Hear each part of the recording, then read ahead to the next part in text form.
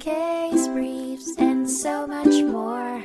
LSData's got what you're looking for.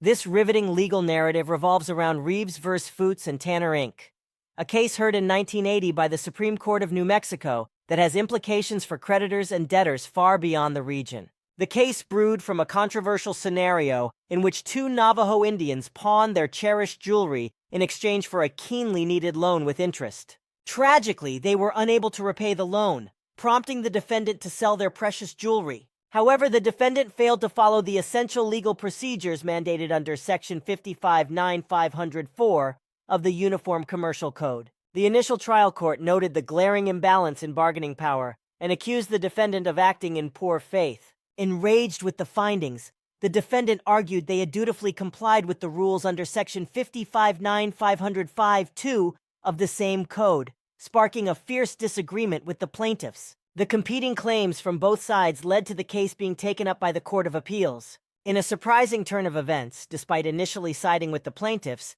the trial court's decision was overturned by the Court of Appeals. This decision didn't escape the scrutiny of the Supreme Court, who swooped in to reverse the Court of Appeals' ruling. The Supreme Court sternly reminded the defendant that they were legally bound to comply with Section 55-9504 of the Uniform Commercial Code when selling pawned goods, and any extra profit had to be returned to the pawnbroker. The tale concludes with the Supreme Court resolutely affirming the original trial court's judgment that the defendant violated the law by not following proper procedures. Consequently, the defendant was legally obligated to comply with Section 55-9504 for any future sales and pay any surplus to the borrower. To add salt to the wound, the plaintiffs were granted damages, including interest accruing from the date of the loss. A surprising twist in this narrative, however, was that the decision was not unanimous. One judge dissented based on the opinion of the Court of Appeals. This case, quite indisputably, became a landmark judgment,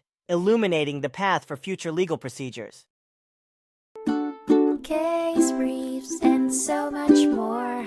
LSData's got what you're looking for. Visit lsd.law, elevate your mind. Leave the stress of class.